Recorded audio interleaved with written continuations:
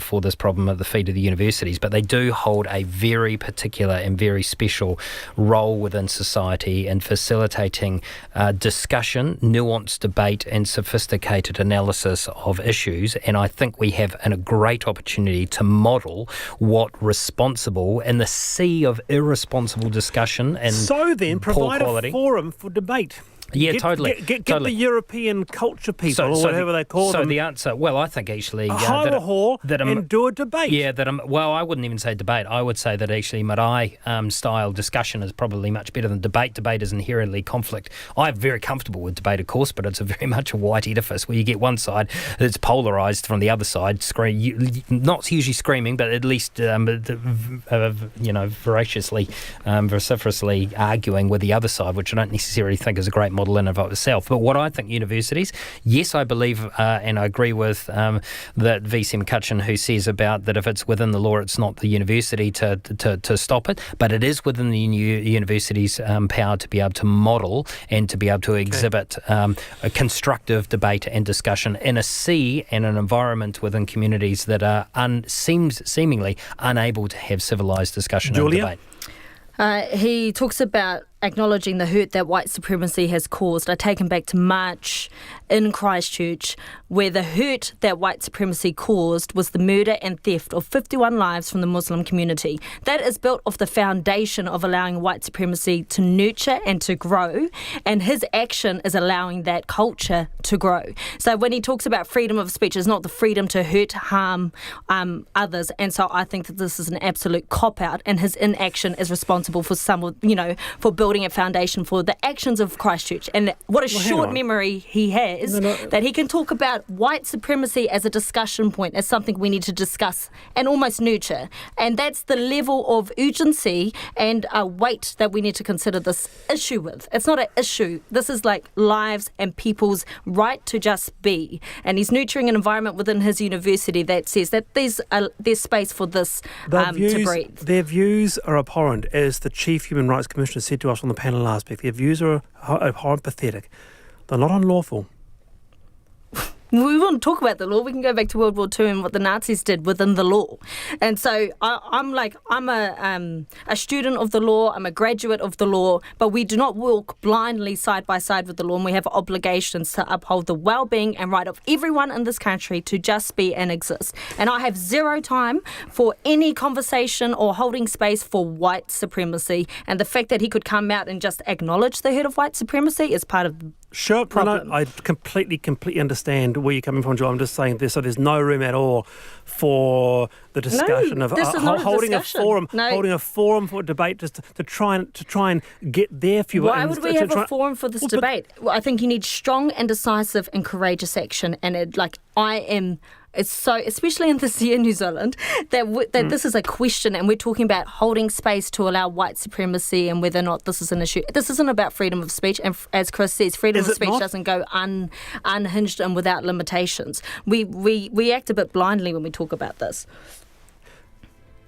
Well, you've left me speechless on that, actually, I've got to say. Chris, final point, freedom of speech, is there no place for that? Universities aren't the passive receptacle of anybody who wants a platform to be able to say and extol their vitriol of whatever abuse that they want to. And so there are ways in which the university should absolutely, within their culture, say, hey, what's right for New Zealand and how can we facilitate constructive discussion? Panel this afternoon. Chris, Julia, thank you very much for being with me. Kia ora.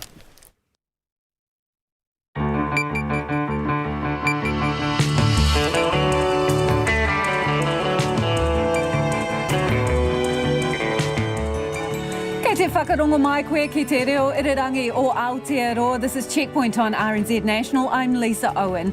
E haere nei, hundreds of documents of confidential information have gone missing from the Commerce Commission after a computer device is pinched. So who should be worried? A monster typhoon on target to touch down in Japan could end Ireland's quarter-final hopes. We go live to Tokyo.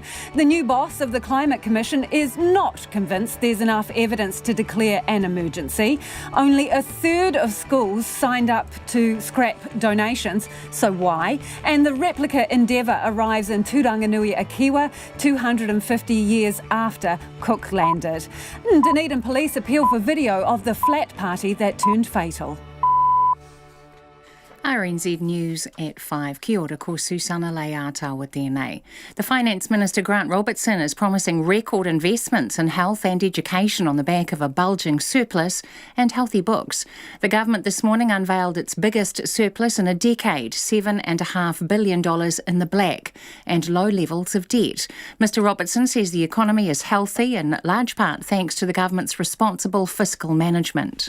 These very solid accounts that show the economy in good shape give us a great basis to go forward from, and we continue to monitor the situation. We'll look at the data that comes in over the coming months, and we are in a position to be able to respond to that. The National Party is accusing the government of sitting on a surplus in the beehive rather than spending it on New Zealanders. The Commerce Commission says a computer containing confidential information stolen from one of its external providers was not password protected. The consumer watchdog has launched 2 independent inquiries after the equipment was taken in a burglary last week. Hamish Cardwell has more. The Commerce Commission says the computer contained hundreds of meeting and interview transcripts dating back to early 2016. The chair, Anne Rawlings, says the service provider has revealed the device did not have a password. She says it failed its obligation to keep information safe. She says there's no indication any of the information from the equipment has been released online, and the provider has been dropped. Ms Rawlings says she's aware 2 other government agencies also use the same provider and understands they know about the burglary. This is Hamish Cardwell. National says the decision to overturn a ban on the expansion of the Waihi gold mine shows that Eugenie Sage isn't up to the job of being the Land Information Minister. Earlier this year, Ms Sage rejected an application under the Overseas Information Act by Oceana Gold to purchase land for new tailing ponds. A new application has now been approved by the Finance Minister Grant Robertson and Associate Finance Minister David Parker.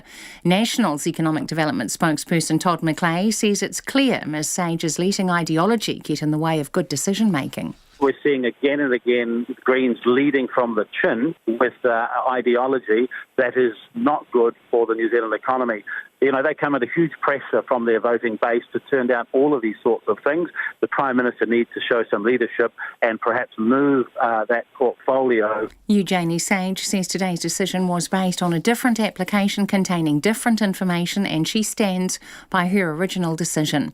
District health boards have recorded a sector-wide deficit of $1 billion for the last financial year. Details released by the government today show that more than half of that, or $666 million, was due to one-off costs. The update on DHB's financial performance for the year ended June shows one-off costs of $590 million for Holiday Act compliance, $32 million for the junior doctors' strikes, and $44 million for a previous IT project. The underlying deficit was $415 million, $75 million worse than budgets. Canterbury ended the year $103 million in the red, followed by Waikato, Southern and Counties Manukau. Together they accounted for 65% of the total deficit. An RNZ investigation has found at least 36,000 hectares of farmland has been sold to forestry in the last 18 months, including highly regarded sheep and beef stations.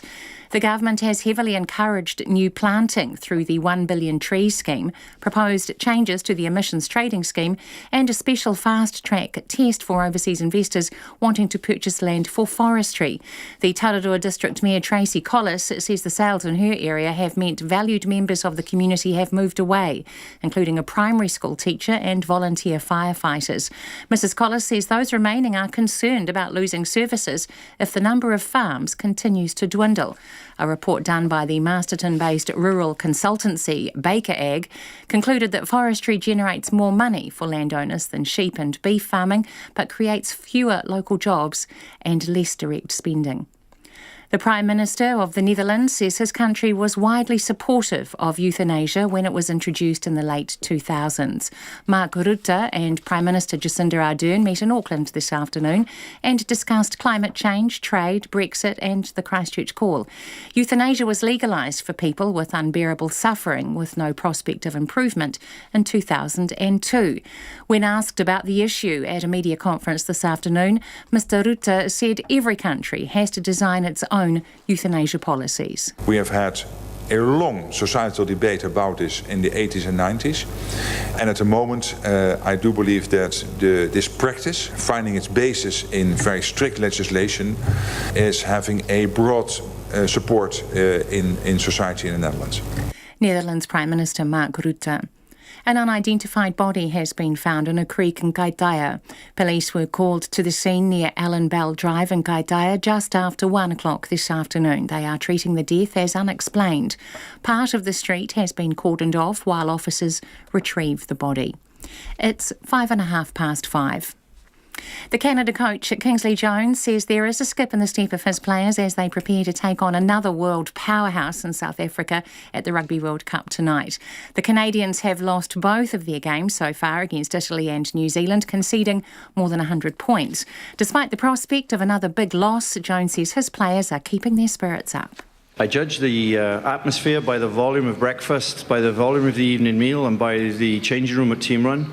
And I walked into a party this morning at the changing room, beatbox going, guys smiling, and for me that's a massive confidence boost. Kingsley Jones. The second pick in this year's NBA basketball draft has some words of advice for Breakers rookie RJ Hampton ahead of their preseason game against the Grizzlies in Memphis. Hampton has signed with the Breakers instead of playing college basketball in the US and will go head-to-head with Memphis Grizzlies point guard Ja Morant tomorrow. I'm trying to do the same thing, so we probably about the same age. But hopefully he just go out there and just play his game, don't just try to force anything. Like I said, he's a great talent. Memphis Grizzlies player Ja Morant, the New Zealand squash player Joel King, has suffered a surprise third-round loss at the US Open. The world number 6 was beaten by two-time junior world champion Rowan Alabi of Egypt. That's the news. Withdrawing the troops? American forces on the move in northern Syria. Looking back in anger? That, of course, is going to resurface some feelings, some mumai, some hurt. Looking forward? But there's also many, many people who want to accept that our history can't be turned back. Fighting for the future. We are seeing significant numbers. A lot of territory is being occupied at the moment. A lot of the main bridges into central London. Morning Report, weekdays from 6 a.m. on 101 FM, on air and online. Then on 9 to noon, a local health drink producer accuses some companies of favouring corporate giants and paying only lip service to their own environmental and social policies. And after 10, Opotiki raised singer-songwriter Tama Waipara on directing the first ever Te Tarawhiti Arts Festival. Join me, Catherine Ryan, on 9 to noon after Morning Report on RNZ National. Now the short forecast from Met Service to midnight tomorrow. For Northland, fine apart from areas of morning fog and isolated showers. In the west from Auckland to Taranaki, including Coromandel, Bay of Plenty and central high country, mostly cloudy with drizzly mornings and evenings and afternoon fine spells. Whanganui to Wellington, cloudy periods with drizzle tonight, fine spells increasing tomorrow afternoon. Gisborne to Wairarapa, fine apart from cloudy periods about Tararua. Nelson, Marlborough and Canterbury, fine with increasing high cloud. Scattered rain developing about Canterbury high country tomorrow. For Bulla, cloudy with occasional showers. Westland and Fiordland, rain with heavy falls. Otago and Southland, often cloudy with scattered rain. Chatham Islands, cloudy, fine spells later tomorrow. RNZ National, it's 5:08. Thanks, Susanna. This is Checkpoint and I'm Lisa Owen. Finance Minister Grant Robertson is hinting he's ready to spend up after unveiling the biggest budget surplus in more than a decade. The Reserve Bank has been strongly hinting that the government should spend more to help stimulate the economy, and today's $7.5 billion surplus puts it in the position to do just that. While the National Party has spent the last 2 years attacking the government over slumping business confidence, it's now doubling down, saying Mr Robertson is sitting on a stack of money instead of spending it on taxpayers. Our political reporter Joe Moyer has the story. Today's bumper surplus, up $2 billion on last year and more than double the forecast amount, is the biggest since 2008. But if it's a signal tax cuts are on the Christmas list, Grant Robertson isn't letting on. Well, those aren't decisions that come on the day of the government accounts being released. What we've seen here is that the government, I believe, has continued to invest wisely the money that we get in terms of tax. There is a lot to do. There is a lot of investment to make in our infrastructure, in our hospitals and our schools. And we believe that we've got the balance about right on this.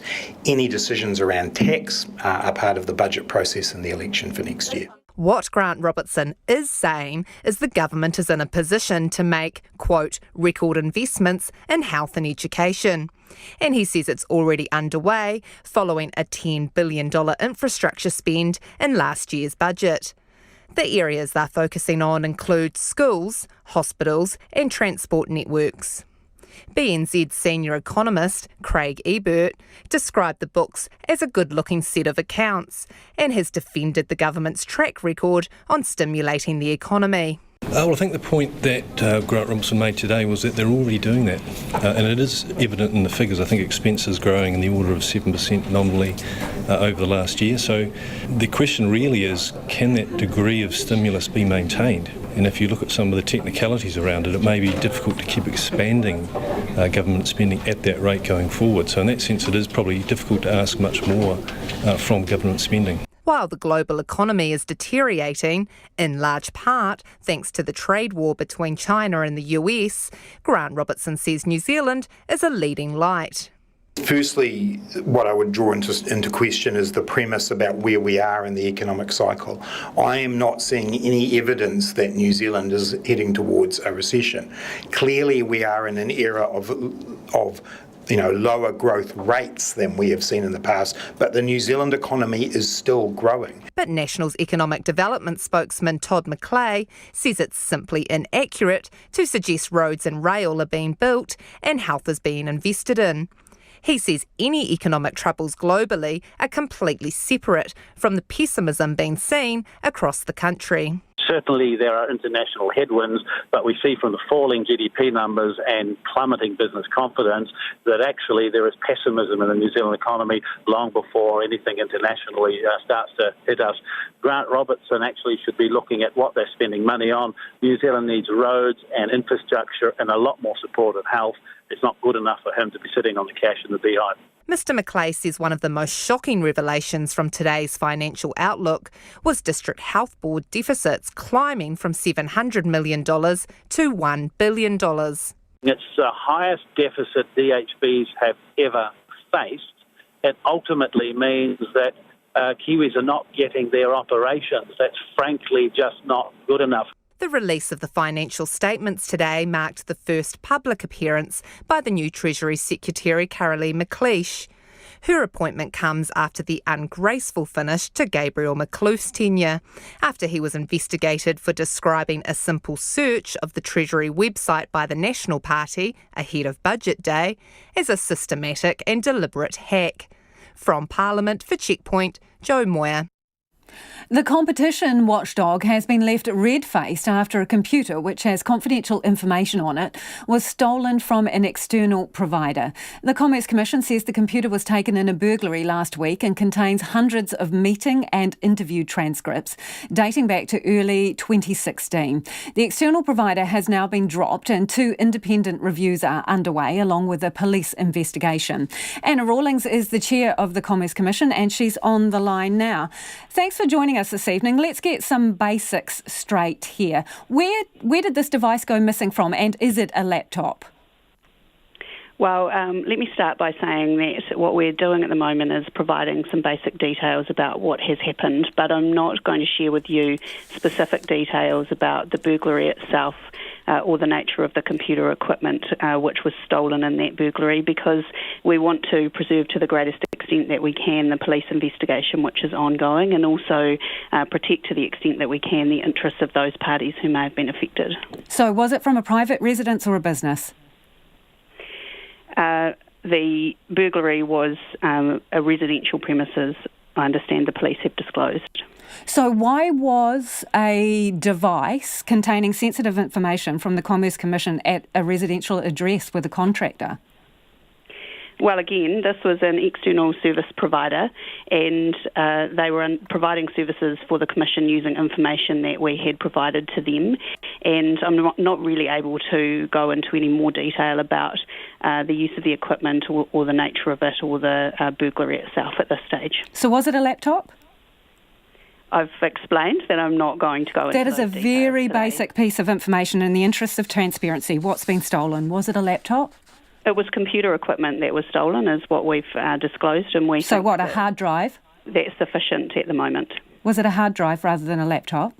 I'm not able to share further information with you tonight. Okay, so was the information on this computer or hard drive, was it supposed to be on there or should it have been wiped?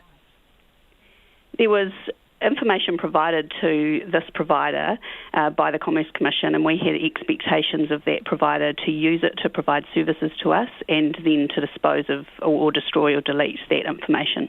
So at the time that it's gone missing, should the information have already been destroyed or deleted? Our expectation was that there should not have been information on these devices that dated back to 2016. So what level of protection was there? Was there a password? The provider informed us that they were not using password protection. So no password.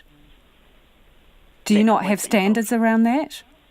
Well, the provider was under contractual obligations and obligations of confidentiality owed to the Commission in relation to this relationship. And the nature of those arrangements and what has happened in this particular incident is something that the board of the Commission is asking a Queen's Counsel to look into so that we can piece together exactly what has happened here. But what were your expectations? Were your expectations that this material should have been password protected? Our expectation was for appropriate information security and handling for the information provided to the provider, and we're going to look into... So does that mean a password or not? Just simply, does that mean your expectation would be that there would be a password on the sensitive information that was outside of your environment?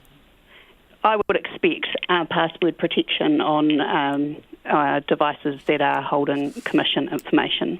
Okay, so how sensitive is this information?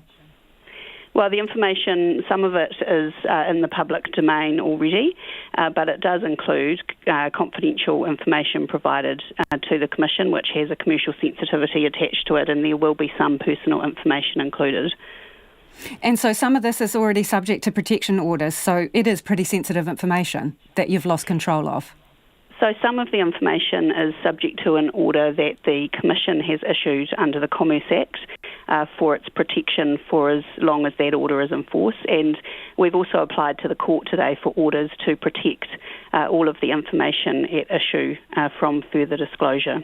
And we're continuing to deal with the court in relation to that application. But how does that help you? Because the horse has bolted already, hasn't it? Because someone could just put it on a website hosted offshore, and a court order wouldn't apply to them.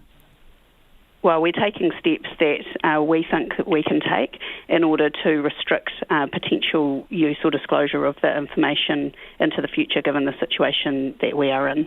How many people have you contacted whose information is been stolen? How many of the whole group?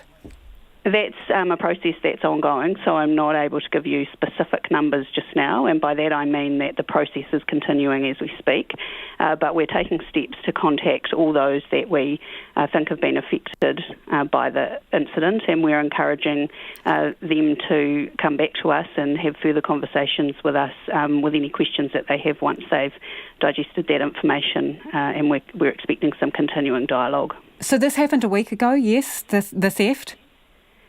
The burglary happened last week, that's right. So why are we just hearing about it now? Well, we've been focused since we were informed of the burglary on identifying those likely to be affected and the best way to contact them. And we've also been focused on things that we can do to protect the confidentiality of the information to the greatest extent possible. We've also been in dialogue with the police in relation to their investigation, and we've been informing people about the incident. Okay, we're almost out of time. Sorry to interrupt. I'm just wanting some quick answers to this. Are you sure that it has been stolen and not just left on a bus or in the Koru Lounge or something similar? We have no reason to think that this has not been a burglary. That's what we've been told, and that's what the police are telling us as well. So why should people trust you? Because obviously trust is critical in the work that you do. Why would people trust you now? Well, it is critical to us that businesses can be confident in our ability to handle their information. You're right, it's central to our work, and we've initiated some work and some independent reviews to help us to answer some of the outstanding questions that people have, and we expect that will help to provide assurance about our management of confidential information, and it's very important to us that we can provide that confidence to businesses and individuals that we deal with. And this provider no longer works for you and won't be working for you again? That's correct. Thank you for your time this evening. That's Anna Rawlings, who's from the Commerce Commission, who have, lost hundreds of documents there as a result of a device being stolen. It is 20 minutes after 5 and you're with Checkpoint on RNZ National. We're keen for your feedback. You can text us on 2101. You can tweet us at Checkpoint RNZ or email checkpoint@rnz.co.nz about anything you've heard on the program today, but I'm interested in what you think the government should spend that surplus money on: health, education, housing. Let us know what your top priorities are. Protesters have been waving their flags all day at Gisborne as a replica of the Endeavour arrived to mark 250 years since Captain James Cook landed. There's been a civic service with the Governor-General and Mayor of Gisborne to welcome the visitors. But not everyone is happy with the commemorations. Our reporter Alex Perrottet and cameraman Nick Munro went along to catch all the action at Turanganui Akiwa, or as Captain Cook dubbed it, Poverty Bay. There was no pohuri for the British tall ships this morning, 250 years after Captain Cook arrived. That arrival marked by the death of Te Maro and Te Rako and others at the hands of the European sailors who had been told to peacefully engage. There's been tension too among iwi and a range of reactions to the expression of regret made by the British High Commissioner Laura Clark here last week. These protesters furious that the Endeavour is here at all. To me, it's a farce. It's a trample on our tikanga and our mana of our Tūranga tribes, which we said we did not want the Endeavour berthing here. Why the government has proceeded to do so is disingenuous of any relationship we've had with them, and we've now got to come here and protest about it. But others on the Waikanai beach shoreline, standing near the statue of Captain Cook, had other views. Excuse me, that we are one nation.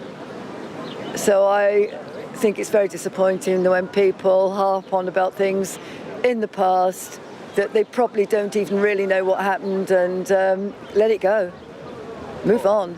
History's already written, and so I'm hopeful that there's a new chapter. We brought the kids along to try and imagine what it was like 250 years ago. Two meetings of two different cultures. Yeah. Do you think they've got the balance right? I'm hoping they've got the balance right. It's subject to everyone's different opinion, but I feel hopeful and quite positive about the future going forward. Yeah. Just over my shoulder you can see the bark Endeavour. Well, it's a replica of the original ship that arrived here in Turanganui Akiwa exactly 250 years ago. Some welcoming the ship, others making sure that the people on board that ship are very unwelcome, saying that it was a ship that brought disease as well as colonisation to these lands. The boat will now tie up amongst other tall ships and traditional waka haurua before a civil ceremony to mark the occasion.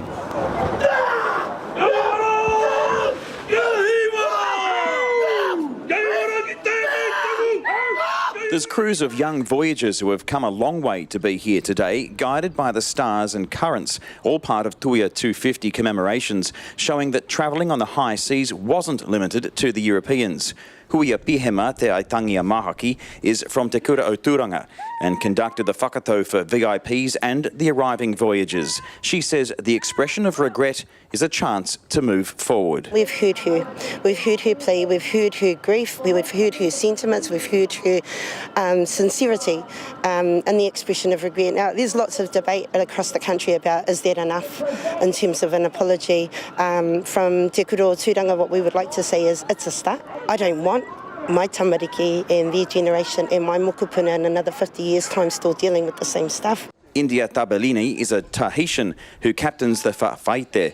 She navigated by the stars and currents on her waka haurua all the way from Tahiti to Aotearoa. We had two navigators from Tahiti and one from Aotearoa. The two navigators from Tahiti, they were under exam to become navigators. So it was, I think it was very challenging for them, but they did a great job. Yeah. Well, you got here. Yeah, we're here. So it's all good. Yeah.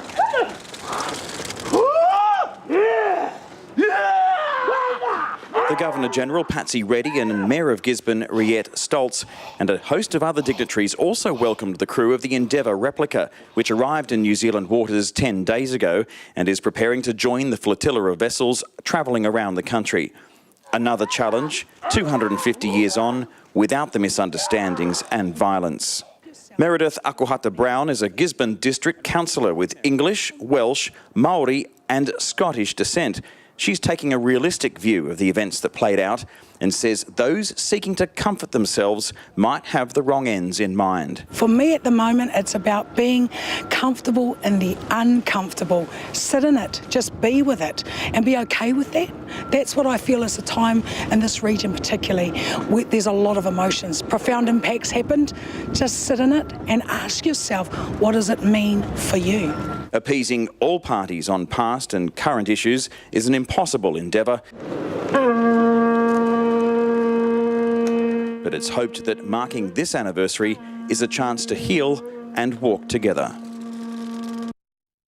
And Alex Perrottet joins us now live from on board the Endeavour. Alex, what's happening there?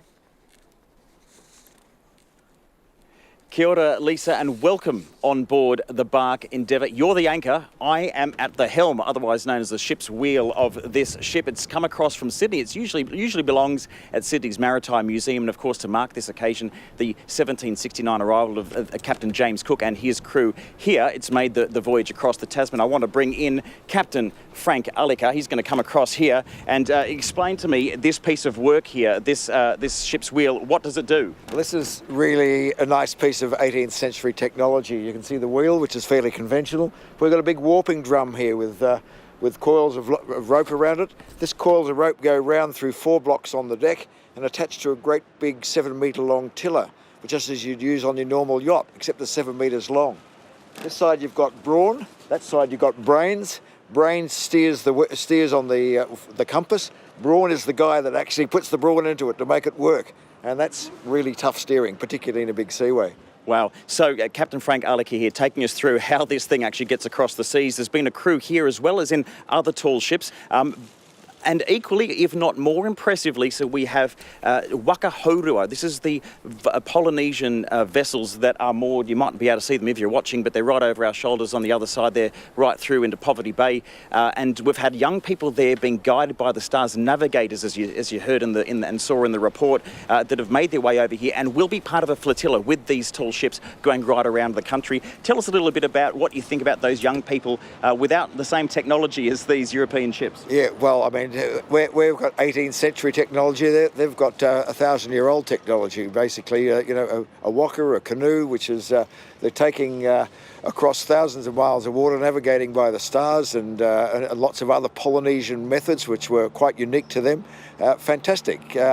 But whereas we're living in relative comfort, at least we have hammocks to sling, they're living in the bottom of the boat. So we eat good meals. They don't eat quite so well as we do, I'm sure. Even more impressive, seeing as though all of these young people and others will be going right around the country in a flotilla. They'll be going down the west coast as well, just as Captain James Cook did, and that will take them right up to about Christmas time, Lisa. Thanks, Alex. Alex Perrottet joining us there from on board the Endeavour with a slight suntan, it has to be said. He looked a bit sunburnt. Tūranganui Kiwi has really turned it on today. Do go back and check out that story online. Police are calling for anyone with video of a Dunedin flat party where a 19-year-old university student died to contact them. Sophia Cristani died when hundreds of people tried to flee a party on Dundas Street on Saturday night.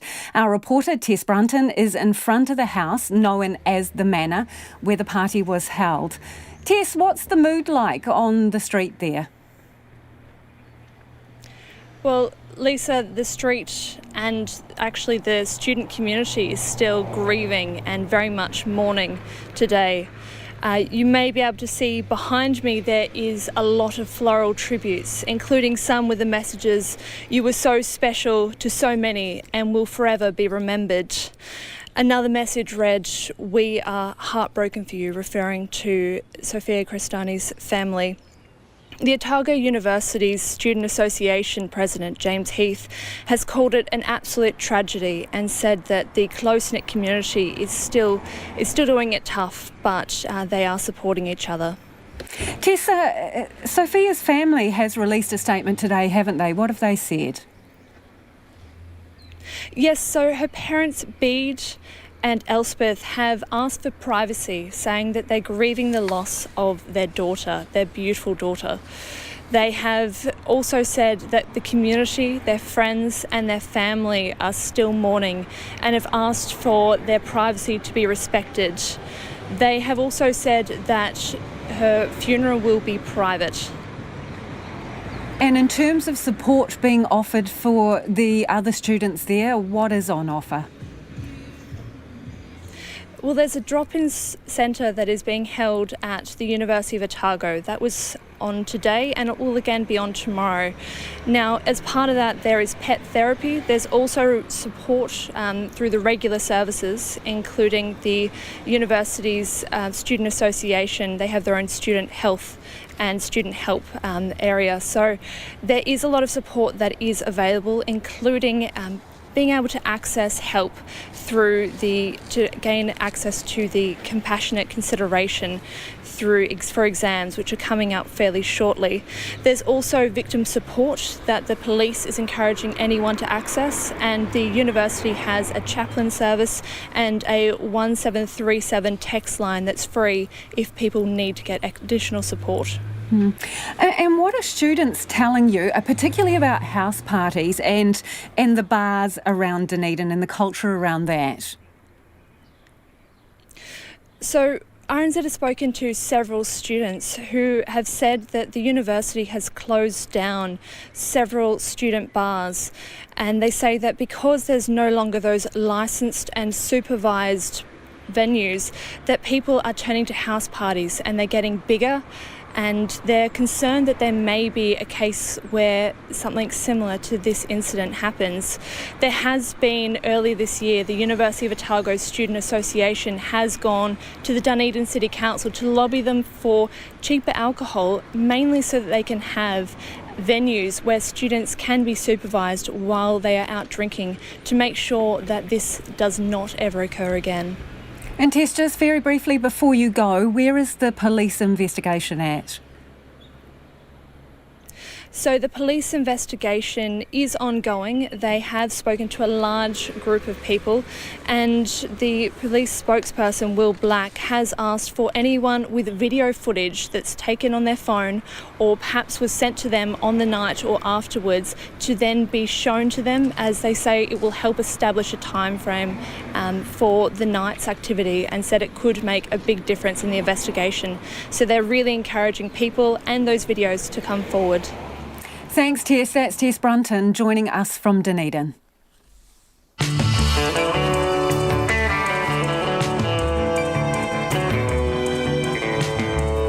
And coming up on Checkpoint on RNZ National, should wealthy superannuitants pay a higher tax rate? A storm in a Rugby World Cup, monster typhoon Hagibis threatens Ireland's hope of making the quarterfinals. Do you pay school donations? Let's talk about why just a third of schools have signed up so far for the government's offer for compensation. And the colour of a Wairarapa town's clock tower divides residents. Yep. It does. You can text us about anything you've heard on the program today, 2101. You can tweet us at Checkpoint RNZ or send us an email at checkpoint@rnz.co.nz. We're a little late, but let's get to the headlines with Susanna now. The country can expect record investments in health and education on the back of a bulging surplus and healthy books. Finance Minister Grant Robertson has unveiled its biggest surplus in a decade, $7.5 billion in the black and low levels of debt. Meanwhile, the National Party is accusing the government of sitting on a surplus in the beehive rather than spending it on New Zealanders.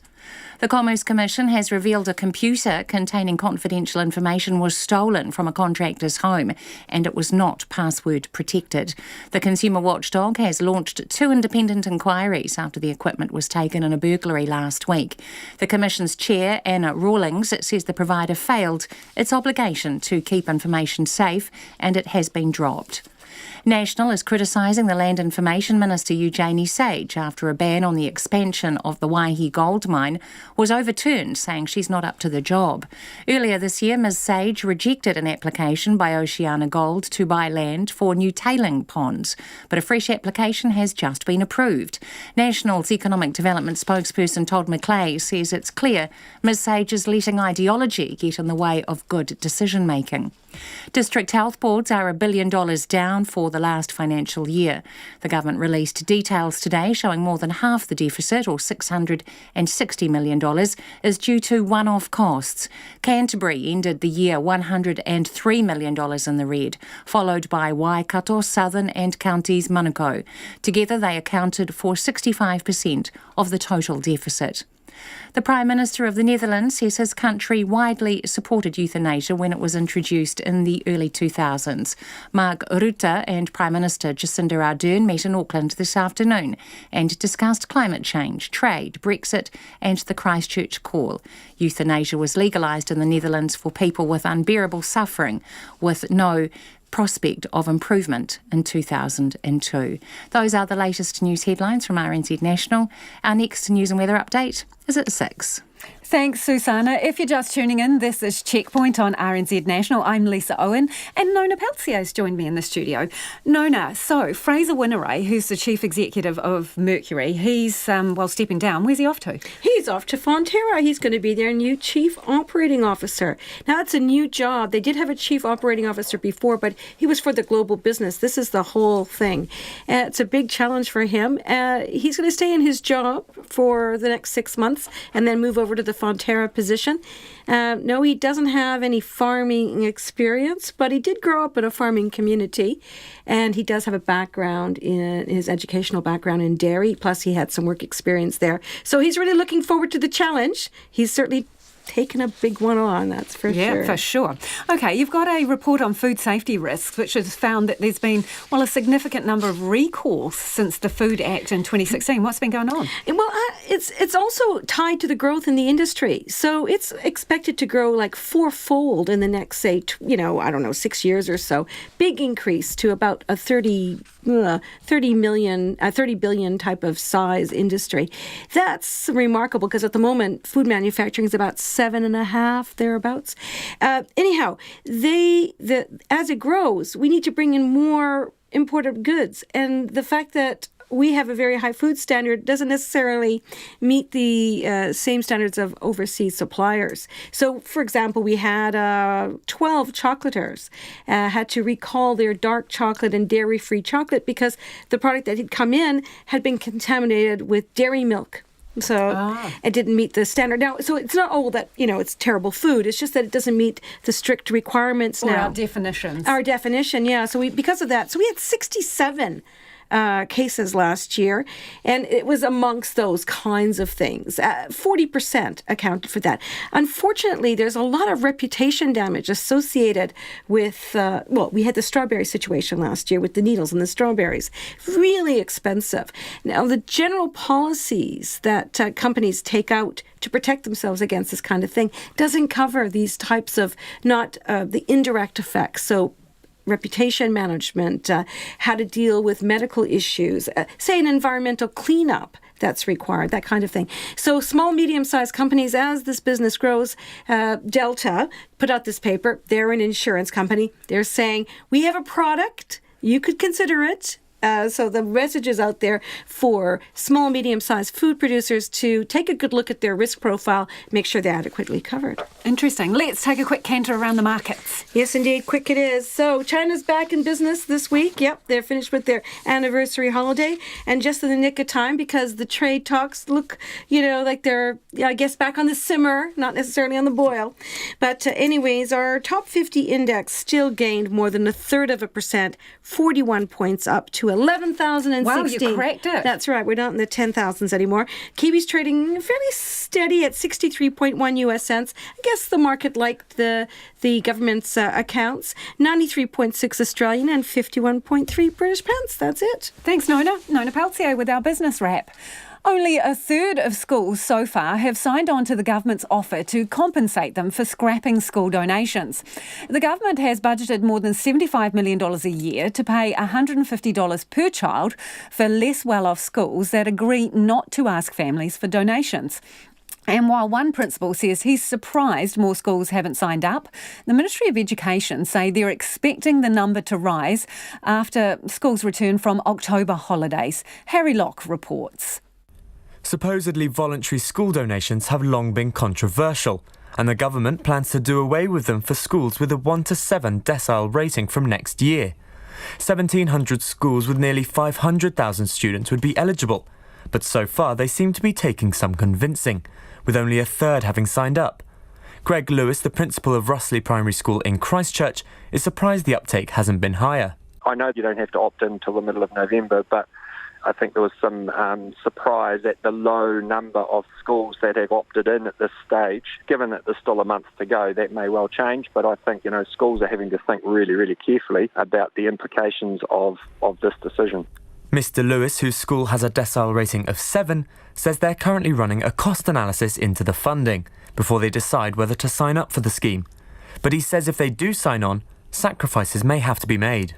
Currently, based on the interim feedback that I'm getting from my guys at the moment, is that we far exceed $150, and that would either mean that we have to tap into our operations budget, which we run absolutely close to zero or be below zero every year, or we don't offer the opportunities or the activities for the kids.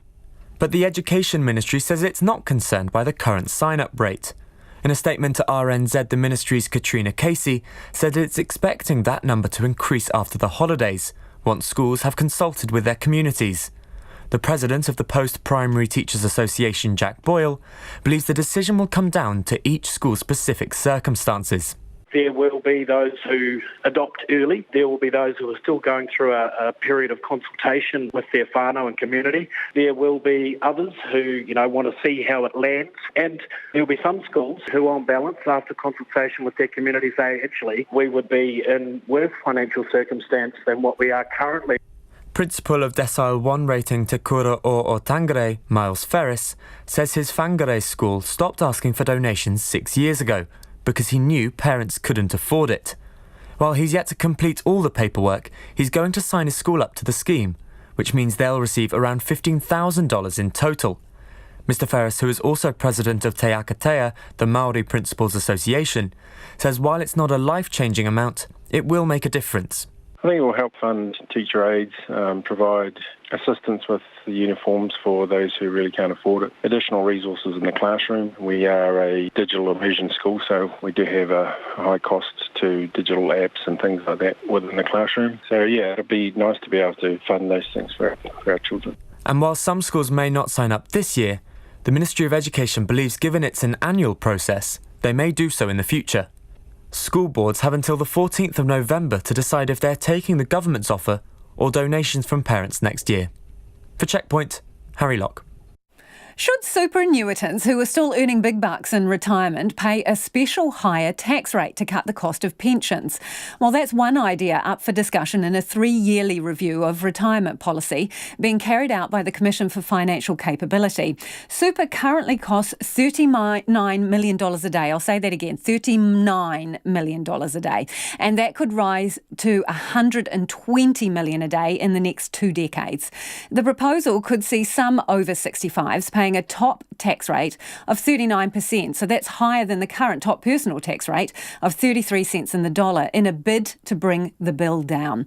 I asked Interim Retirement Commissioner Peter Cords how exactly it would work. This piece of work from Susan St. John and Claire Dale at University of Auckland is suggesting a special tax scale for those over 65 to help claw back some of that from high income earners. So it's an income tax for what you earn over and above super. It is not a means test. And so what they're proposing is this tax rate would apply to any additional income you earn beyond 65 while you're drawing super. So in essence, super would be a universal income for those over the age of 65. You'd all get that regardless of your earnings under this proposal, and then what? Every dollar you earn on top of that would be subject to a tax rate of what level? Well, it's a progressive scale. I guess one of the things that is interesting and worthy of consideration around this particular proposal is that it retains New Zealand Super's status as a universal benefit which provides a basic level of income for all New Zealanders in retirement beyond 65. But that progressive scale means you would pay tax on what you earn over and above that. And for the vast majority of over 65s who still work, many of them work part-time and wouldn't be high-income earners. There's, I guess, the progressive nature of it would protect them from any modest extra income. So they'd be paying around 17.5% tax. That's right, and the sliding scale on this thing would be potentially, and what St John and Dale are suggesting is a top rate of around 39%. So higher than the actual income rate at the moment, the top income tax rate being 33%. So they're suggesting a rate that's higher than that. Yeah, they're proposing a rate of 39% at the top end. But even with that, you would have to be earning, I think it's 123,000 beyond over and above super to break even. The break even point, I guess, the point at which government is potentially clawing back all of your super. You're earning over $123,000 per annum. Okay, so just to be clear on that point, once you hit additional earnings of $123,000, you would effectively have wiped out your super payments. You would have paid them back in the tax rate that you're paying on your extra income. That's what this modelling suggests. That would be the effect of it. You'd still be receiving super, but the tax you're paying at that level of income means that super would effectively be clawed back. So, I mean, how would you reconcile that top rate of 39% with the personal tax rate of 33%, or would that personal tax rate have to change as well? Because otherwise, it arguably is unfair. Well, and I guess those are the sorts of things that we're looking at now. We've still got a couple of pieces of research to land. Submissions and public feedback are open till the end of this month, and through November we will look at everything that's being proposed for recommendations that I'll make in December. But until then, I guess one of the things that we have to look at, and you make a good point, one of the things that we've been asked to have a look at with this review, this is an exercise that happens every 3 years, alongside affordability, which is, I guess that recurring theme, looking at issues of vulnerability and equity at current settings. And I guess one of the things that potentially this does is creates another level of imbalance or inequity, I guess, for some. I guess, and those are the sorts of things that we'll need to consider as we look at what we recommend. What do you think of this as an idea? The part of our super model that is the envy of the world, and that's simplicity and universality. It doesn't tinker with that. It's also something, compared to the discussion about age of eligibility, which is, potentially still on the table. It always has been, it probably always will.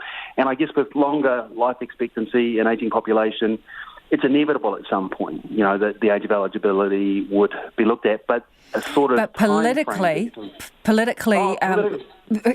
the current government has given a clear indication that it's not going to go there. So if you want this to happen quickly, raising the age is off the table.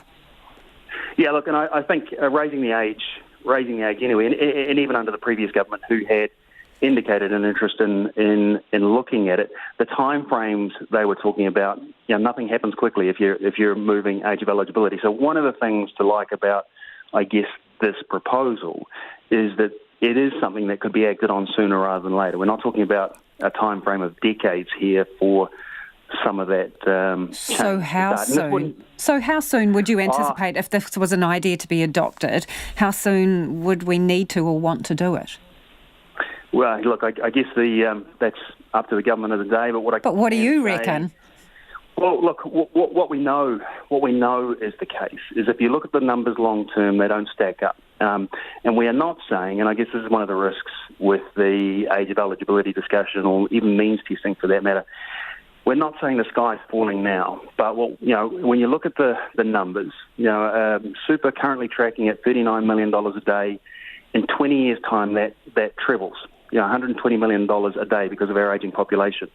Across that same period, the number of work-age people, the number of those over 65, reduces from 4-to-1 to 2-to-1. And I guess this is a key piece for people to understand. It's today's taxpayers who fund today's superannuitants. So when you look at those numbers, if nothing changes, they don't stack up. The numbers don't work. Yeah, well, you would be acutely aware of the fact that Winston Peters would argue this point with you. He says we can afford it, that we'd only be spending about 8% of GDP on super by 2060, and there are plenty of other countries who are paying way more than that right now.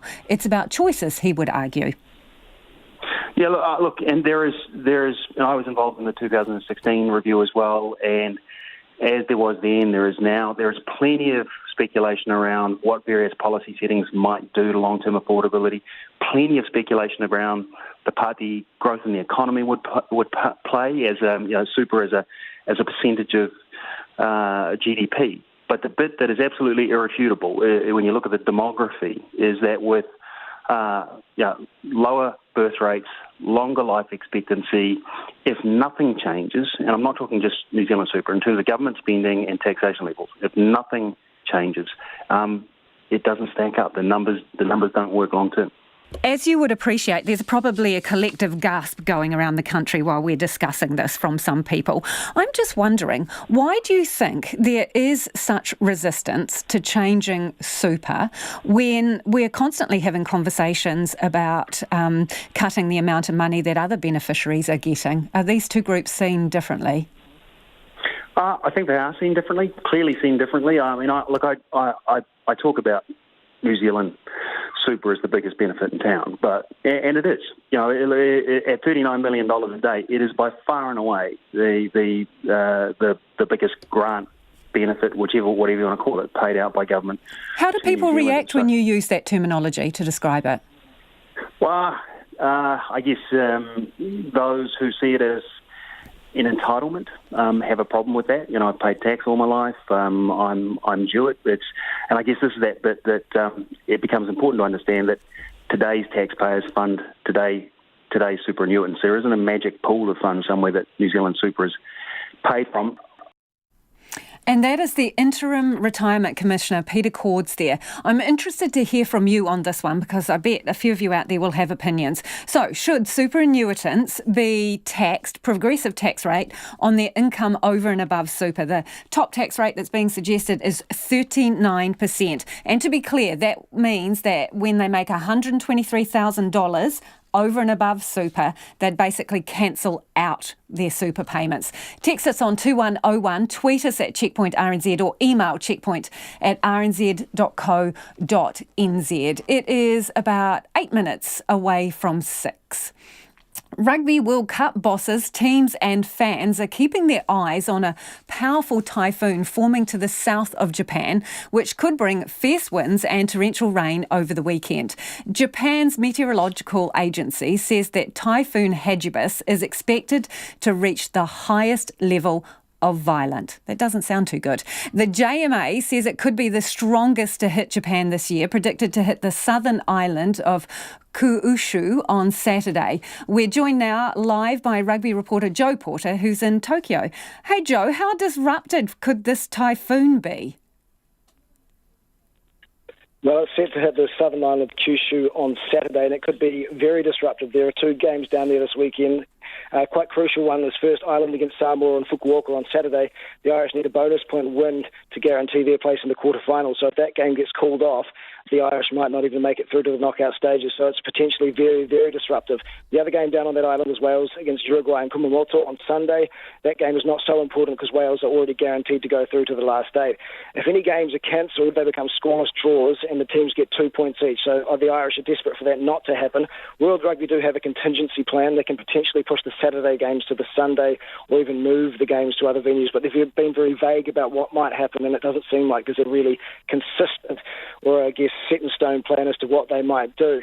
There are some locals here in Tokyo that believe the typhoon could actually affect all 4 games this weekend, which includes the All Blacks and Italy up the island, or up on the Northern Island rather, in Nagoya. So, yeah, potential for massive disruption. Obviously, the JMA are calling it a violent super typhoon, so if it carries on in its current trajectory, it could be a real problem. So how long do they leave it before they make a call on whether the games go ahead or not? Pretty much on game day. They can't really do anything other than that. They really hope, and they'll be really desperate that nothing eventuates or that it peters out or takes another direction. They'd have to do it obviously no later than the day of the game, so a call would have to be made in the morning, but they can leave it that late. So what are the All Blacks saying about the potential disruption? Well, they're just playing it like they always do with weather reports and saying that, look, they're prepared for it. They're getting constant updates from the Japan Meteorological Service and World Rugby, and they just hope that if there are disruptions, that essentially the World Rugby stick to what the rules they've got, because, of course, they are playing Italy in their final pool game in Nagoya. Now, if the All Blacks game was to be washed out or rained out by this typhoon, they would get 2 points for a scoreless draw. That would put them guaranteed at top spot on 16 points. South Africa play Canada tonight. Maximum point win for them there only gives them 15 points. So if the All Blacks game does get washed out by this typhoon, they will still qualify top of their group. So that's a bonus for them. However, if they don't get a game, that means there'll be almost 2 weeks between their last game against Namibia and the quarterfinal against whoever that may be. And that's something the All Blacks would rather avoid. 2 weeks between games is not a good situation for them. It would leave them rather underdone heading into the knockout stage. Interesting. Hey, let's also go back to talking about Ardie Savea's goggles, because people will have noticed that he didn't wear them in the game against Namibia. Have we found out what happened there? Yeah, essentially, look, he's just basically said that the conditions over here, he's trialling them. He's still wearing them during trainings, but the conditions in Japan being so hot and so humid at the moment are almost the worst possible conditions to try and use them, and they've been fogging up, basically, is what it comes down to. The goggles have been fogging up and affecting his vision on the field. He obviously has been sweating a lot in these really humid conditions, and sweat has been getting inside the goggles and getting into his eyes, which is obviously not good either. So basically, it's just been that they have been fogging up and sweat has been coming into the goggles, and they're just currently not working. So he's still trialling them during training. Him and the All Blacks doctor are trying to figure out ways to stop them from fogging up and to stop the sweat getting into his eyes. And he will continue to try and use them during games. It's not the last we've seen of them at this World Cup. However, if they do fog up or they do get sweat in his eyes, he'll just take them off every single game. So, yeah, he may use them again or he may not. It will really come down to how he's feeling on the day. Thanks, Joe. Joe Porter there from Tokyo, who's on typhoon watch, and we'll keep across all those developments. And staying in Asia, enterprising students at a school in South Korea have built their teacher a robotic arm using, of all things, a Lego construction kit. Megan Revel reports. Lego is being used as a force for good in a South Korean school. It's forming the building blocks for aspiring roboticists, guided by their teacher, Michael Bycroft. Every student understands Lego and what it is. They've been using it since they're 3. It fits together the same way. Bycroft was born with a birth defect affecting his right hand. Inspired by him, the students built a robotic arm from the plastic bricks to demonstrate their engineering skills. And I love building and making with my hands, and I always have. It's just interesting since I don't have one. So the students usually are initially very weary, right? Did something happen to your hand? Is this an accident? Should this person be teaching me safety? But I like that they can see someone who has a disability, and a disability you think would really affect your life, still being successful in an area that is hands-on, even though you don't have a hand. While Bycroft doesn't wear a prosthetic, he used the robotic hand as an example to demonstrate how robotics can help others, something 13-year-old student Julia Weiss seized upon. I really want robots that help people. For example, like people that can't walk, maybe like help, like a robot that helps them, or like they're like sick, that then like robots can help them. Yeah, that's like my dream robot. And some time for some feedback now before we get to the news on the government's $7.5 billion surplus. You've got strong ideas about what that should be spent on. This person says spend the surplus on those who've had their benefits cut all these years ago and can't pay their bills and still put food on the table after paying rent. Others are saying health and mental health and education are the priorities. Less kids in classes and integrating special needs.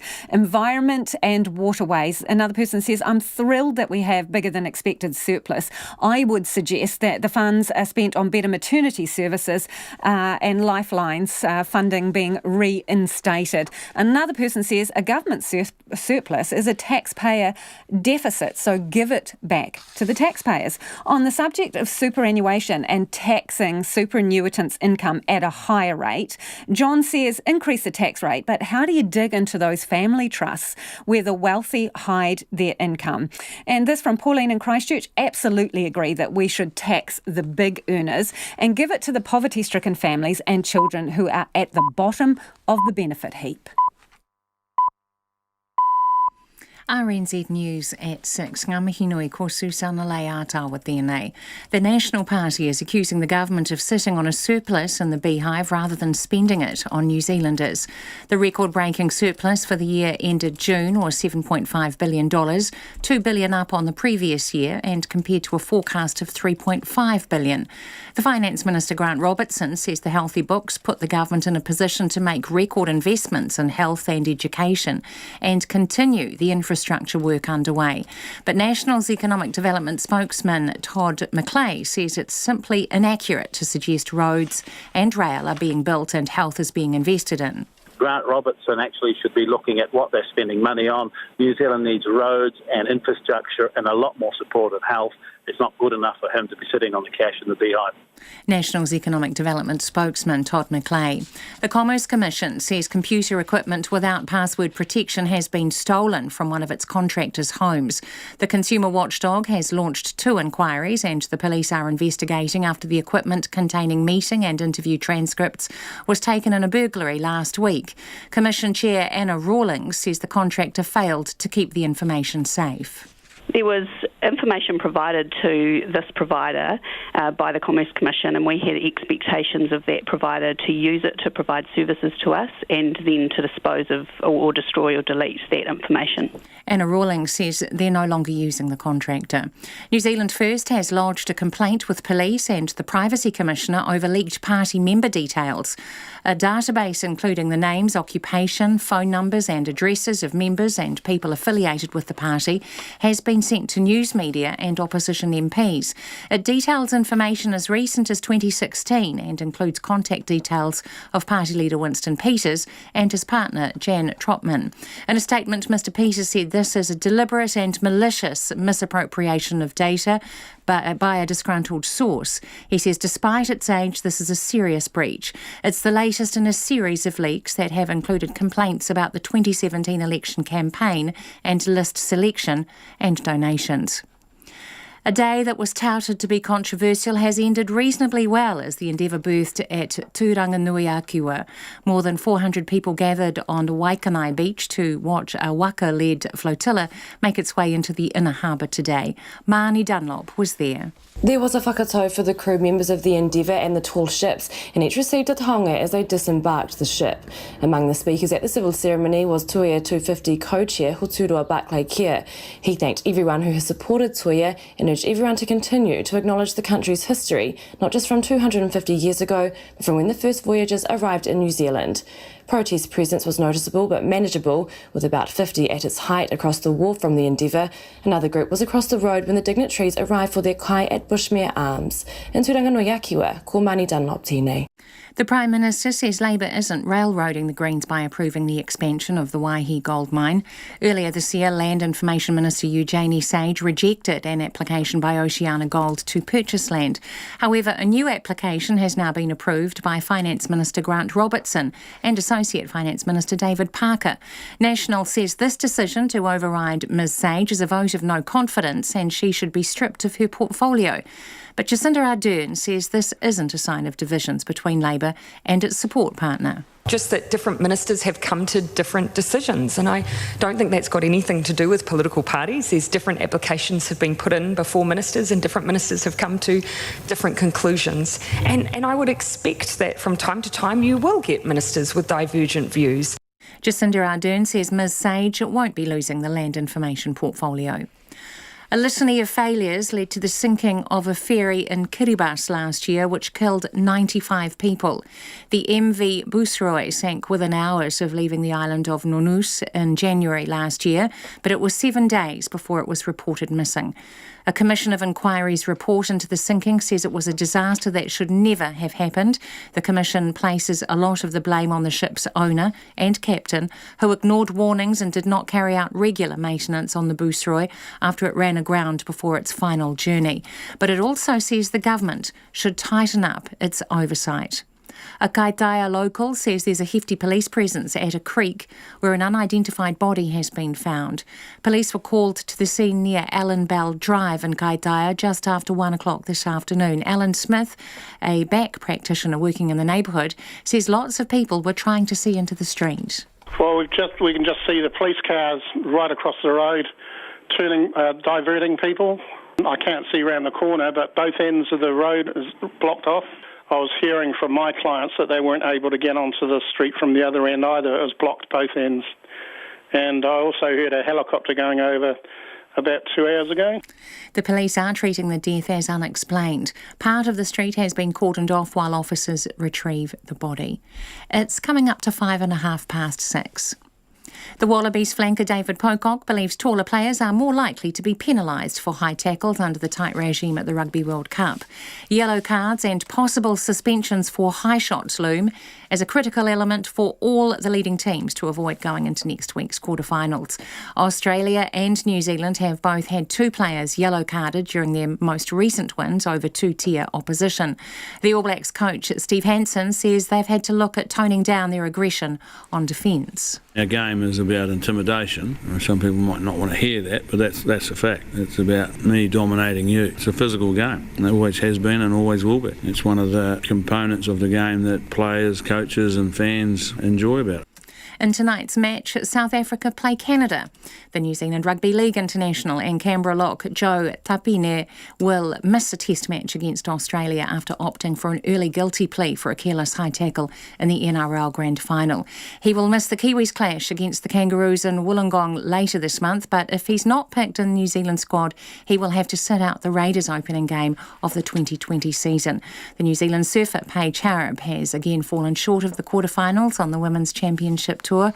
Australian Sally Fitzgibbons has beaten her in round 16 of the latest event in France.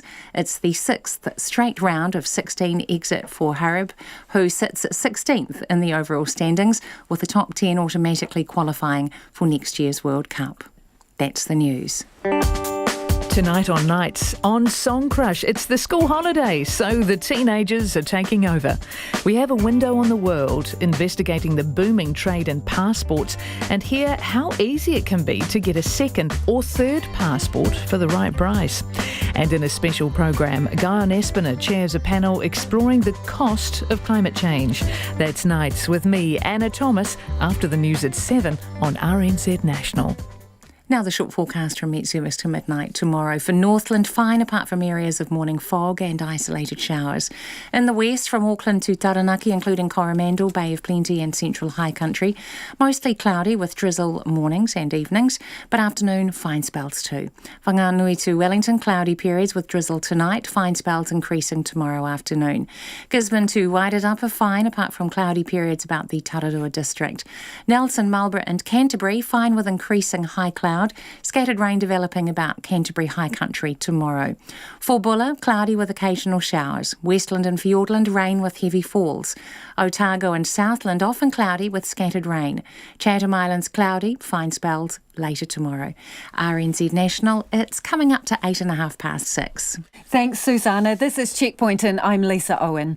The new head of the Climate Change Commission says he's not convinced there's enough evidence to declare a climate emergency. Rod Carr was today named as the chair designate of the independent group, which was formed to help the government enact its zero carbon bill. The Climate Commission has been tasked with providing the government advice, guidance and recommendations around 5 yearly emissions budgets. Dr. Carr is a former chair of the Reserve Bank and University of Canterbury Vice-Chancellor. I asked him whether he agrees that climate change is this generation's nuclear-free moment. I think the transformation of the resources that are allocated in our society and how they're used and how it impacts on households, businesses, local and central government is all pervasive. I think what we have here is the need to change how we all live our lives, and to do that progressively and aggressively. Now, whether that's a nuclear-free moment, whether that's the disruption to our trade and economy from the reforms of the 70s and 80s or the oil price shocks, it's going to be hard to calibrate that it's anything except at least as challenging as all those transformations. So are we in the middle of an emergency or not?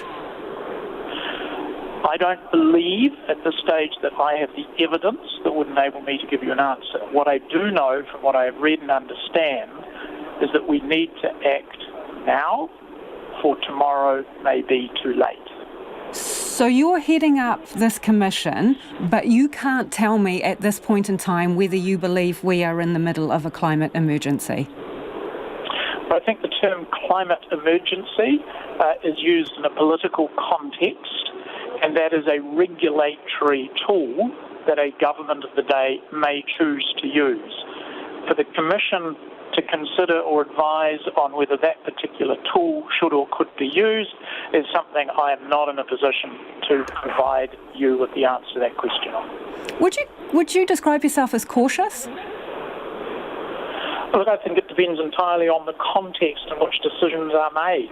I describe myself as many things, and one of them is a realistic optimist. I believe that New Zealand can address its emissions and can adapt to the likely changes that are required. But I believe to get that adaptation and reduce our emissions, people need to understand and believe that the actions are reasonable, realistic and necessary, not because somebody tells them to act, but because they choose to act for good reason. But can you deliver on what is required here? Because the Commission's, recommendations are exactly that, just recommendations. You have no power to compel the government to do anything. So I'm wondering whether that leaves you a little bit toothless. I think the nature of our democracy is that the hardest of choices have to be made by the elected representatives that we choose. And that, I think, is something the government has thought carefully about. It recognises that there are hard choices that need to be made, and it was not prepared to hand that obligation to unelected officials. That puts the responsibility on the Commission to work to understand the evidence that informs those hard choices. That evidence is provided in public for public scrutiny. It's provided with an opportunity for consultation so that the wider community can see the nature of the advice that's being provided to the government. The government is under an obligation to receive that advice, to have it publicly displayed, and to respond to that advice by either taking it or rejecting it, and in the case of rejection, explaining why and what it proposes to do instead. So I think that it does give the power to the Commission to essentially, through transparency, put options and choices in front of a government and force that government to confront those choices very openly. But you've been around long enough to know that governments do not always do what is required or needed because they're elected on a very short-term cycle, and in particular, the issue that you're dealing with is intergenerational, beyond their time in government, and sometimes preserving their position takes precedence over doing what is right and what is needed, doesn't it sometimes? I think that's a fair description of how politics often works, but it's not a description of how politics inevitably works. I think our communities provide governments with the courage sometimes to make difficult choices. And that's part of what the Commission's job is to do. But it's partly why there is a legitimate role for protest, there is a legitimate role for advocacy, and a very important role for education.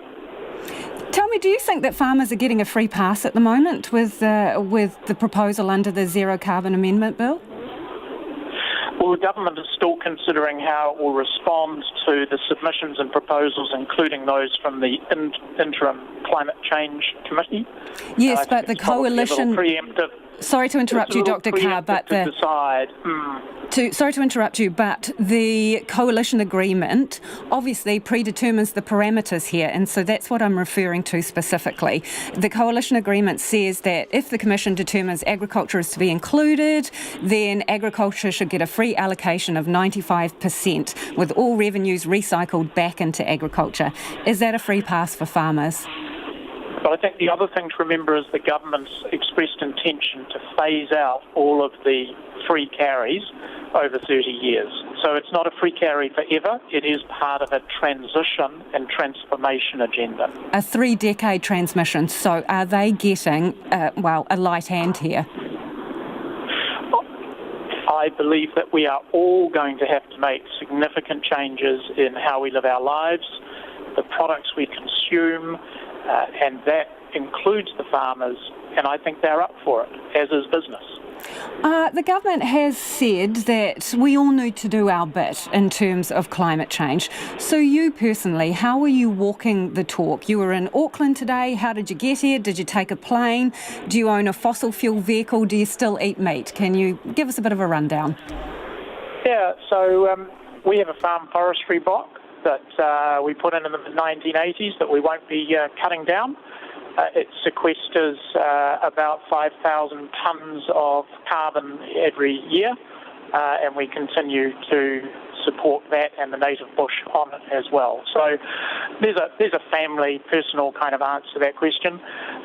35 of the last 40 years I have walked to work or taken public transport, and in the 5 years when I didn't, it essentially was a shared ride with my wife and kids as we took them to school. I eat a lot less meat than I used to, and I observe that New Zealanders are among some of the biggest meat eaters in the world at over 100 kilograms of meat and bone per annum for each of us, compared to China at about 55 kilos and India at less than 5. So I think there are ways in which we can adjust our habits around what we consume. Yes, we do have a petrol-powered car, and it's probably the last one we will actually own. And that's Dr. Rod Carr, the new chair of the Climate Change Commission. It's almost 17 after 6. You're with Checkpoint on RNZ National. Farming communities from Wairarapa to Wairoa are asking the government to put the brakes on forestry policies.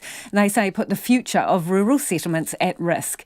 An RNZ investigation has found at least 36,000 hectares of farmland has been sold to forestry in the last 18 months, including highly regarded sheep and beef stations. The government has heavily encouraged new planting through the 1 Billion Trees program, changes to the emissions trading scheme, and a fast track for foreign investors wanting to purchase land for forestry. But as Kate Newton reports, rural settlements say the policies are having unintended social consequences. Over the last year, Tararua farmer Amy Weston has been watching the neighbours on her isolated rural road dwindle, replaced instead with pine trees. We've got one neighbour who has sold the front half of his property off and he has planted the back half. The neighbour next door has completely gone. His whole property has been sold into new hands. The other neighbours run a rather large station and they have planted a substantial amount of land, so that means that they've pretty much dropped a labour unit. Mrs Weston says 3 families have gone from the road in a year, including half a dozen children. She and her husband Brent are now wondering about their young family's future, whether they should sell up as well or stay to watch the trees grow around them. We were thinking about building a new house, and now we're like, oh, do we really want to overcapitalise this place? Because we haven't really made a set decision on what we're going to do yet. You know, just little things like, do we fix that fence? Do we keep going with the plans we had? Or do we go, oh, maybe we should just stop and reconsider those ideas? So it's probably put a great level of uncertainty into what we're going to do going forward. Mrs Weston is also worried about the services they might lose. Because there's less people, one of our fears is that, you know, once a power pole falls over, there's going to be no interest in fixing it. It's just going to be, oh, you have to get a generator. Tararua's Mayor, Tracy Collis, has been keeping track of farm properties in the district that are sold and then either partly or completely planted in pines. Since May 2018, 35 properties, covering nearly 17,000 hectares, have been converted. So in the 12 months prior to the current boom that we're seeing, there were only 4 farm sales into forestry. So the alarming matter is that this has happened so fast and people just don't know when it's going to stop. Mrs Collis says the population drop in some of the smaller settlements, like Pongaroa or Tiromea, is hugely concerning. Those are jobs that are gone. Those productive sheep and beef properties, you know, they have staff on them, they have fencing contractors, they have shearers, they support a lot of other businesses. Other people, including a teacher from one of the local primary schools, have also moved away because their partners have lost farming jobs. Up the line in Wairoa, forestry investors have bought about 9,000 hectares of land.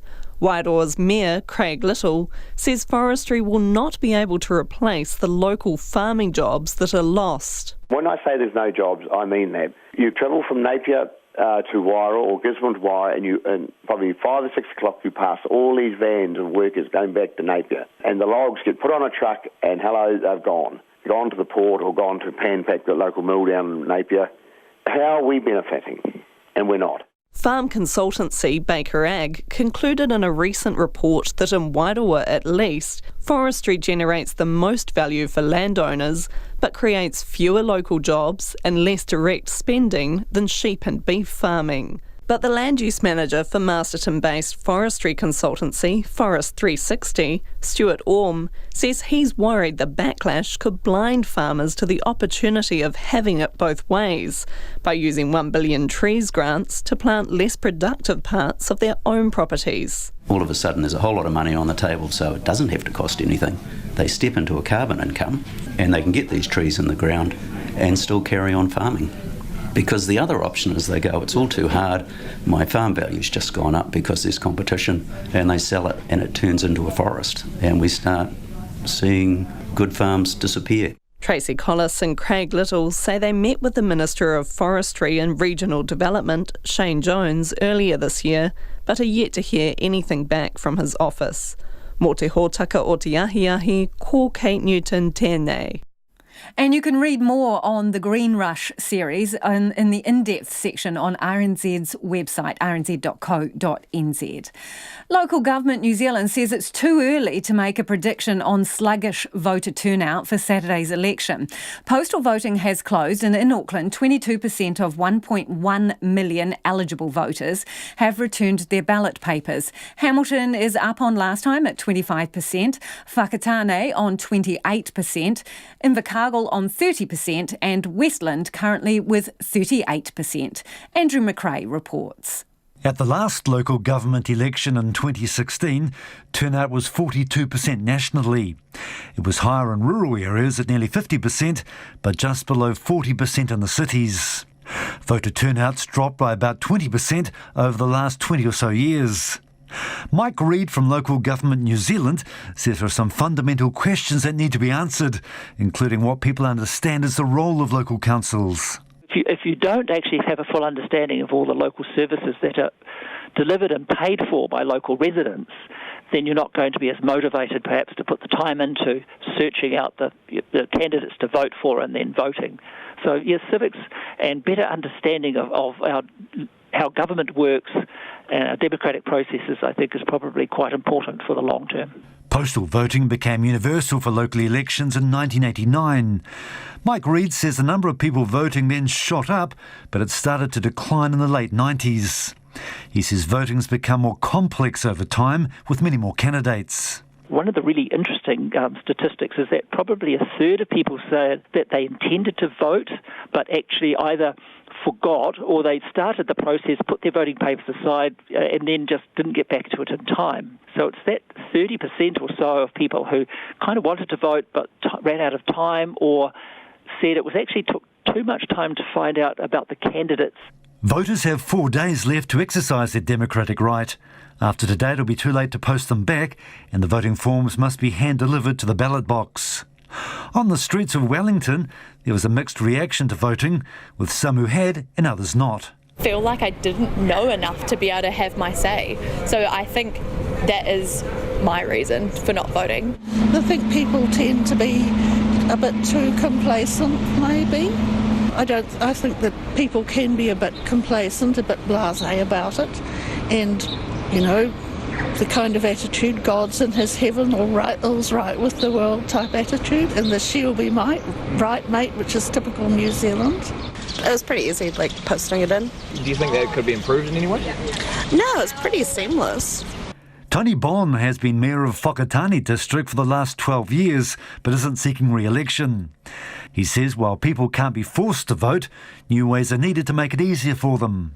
So maybe it's a combination of a number of ways to vote. Online voting is often suggested as a way to encourage voting, particularly from the young. Mike Reid from Local Government New Zealand says the legal mechanism is available for online voting, but it needs political will to do it. He says it may not be the panacea people think. Really all we know is that when we look at international experience associated with the introduction of online voting is that you don't get a large jump in the number of people voting. And ironically, the people who tend to use online voting most of all, particularly the smartphone, are the sort of middle-aged, sort of the people who are pretty competent and would vote anyway. People still wanting to vote now have to drop their ballot papers back in person. And in many places, this includes local libraries, council offices and other public places. For Checkpoint, Ko Andrew McRae-Tene. The colour of Carterton's central clock tower is dividing residents as the town votes on options to repaint the landmark. The tower, dubbed Carterton's Big Ben, is to get a makeover as part of earthquake strengthening work. The council has put forward 3 colour schemes to the public, including one which some have described as a giant rainbow lollipop. And as Jonathan Mitchell and visual journalist Anna Tovey explain, it's that design that's ruffling the most feathers. I'm in Carterton, just in front of the area's old clock.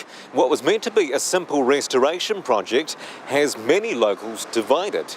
Residents had 3 options: a simple cream design like the original, a darker option with a yellow feature, and the radical rainbow. The latter wasn't everyone's cup of tea, so some took things into their own hands. Official voting boxes were tampered with and alternative boxes created, causing confusion. It's now a waiting game, with voting to be counted only of the official boxes this week. People on the streets of Carterton are still divided about which one they liked best. Hello there, what's your preferred option?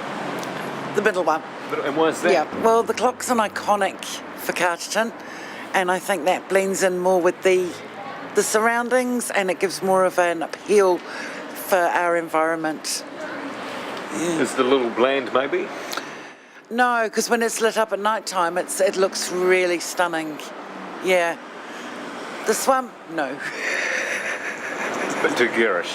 We're a small town. We don't want to be known for something ridiculous. Yeah.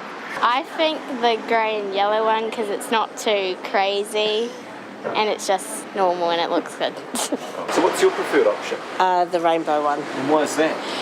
Because I think it would add some colour to the town. I think that's a good thing, but I know that some people feel that it's too bright and it's going to be a distraction. I think that's a bit of an overstatement of I don't think it's going to detract from driving. Well, it's been out of action for so long now, the sooner they get it back up and running, because it is an icon, everyone looks at the clock, and a lot of people at 5 o'clock when it bangs, they're shutting gates and shutting doors and getting out of town, so we just... It's a necessity. Yeah, it is, and I think, there's been enough money spent on it now, we don't need to have it painted, stick to what it looks like, and it's been there long enough now that everyone knows what it looks like. And if they change it to one of those coloured ones, I think more people are going to be looking up at that. Right opposite the crossing, I think we're going to end up with more accidents and more people getting run over with rubberneckers looking at the clock tower. So stick to what it is and let's move on. My preferred option is for colour, but not necessarily this. Does that make any sense? You want something vibrant but not rainbow? I do, because Carterton's actually a pretty vibrant place. And although these are both attractive options, that one is particularly attractive, I think the whole thing about Carterton being colourful is important. So you're local, and which one did you pick? Stuck with the original. Why is that? Born and bred Carterton, you can't change some things. Do you think it's a little boring or what? No, we'd like to see in the future with light it up with some coloured lights and stuff rather than actually go for the coloured look. Then we can mix it up, change it around. Yeah. Crystal Thompson runs a local cafe and says it's been the talk of the town and reckons the restoration will be good for business. People either want it to stay the same, some want it to change, money, so many, things have come up because of this, so yeah, we'll see. The Mayor John Booth says he's disappointed the voting system was rigged. And it has confused the issue to some people, but all the genuine votes are in the boxes that were in our event centre and they're the ones that will be counted. He has ruled out a new vote. So they will be checked across the electoral roll to make sure they are genuine, and so that verification process could take up to 3 weeks. So it won't be a quick fix, and locals will have to wait for the new council to be elected before finding out the winning design and to hear the clock tick again. In Carterton for Checkpoint, call Jonathan Mitchell, 10-8. Oh, I so hope the rainbow one wins. It looks like a giant lollipop. That's us for this evening. You can check out that story online along with Alex Perete's one from Gisborne. RNZ News headlines at 6:30. The Finance Minister Grant Robertson says the $7.5 billion surplus means the government can make record investments in health and education. New Zealand First lodges a complaint with police and the Privacy Commissioner over leaked party member details.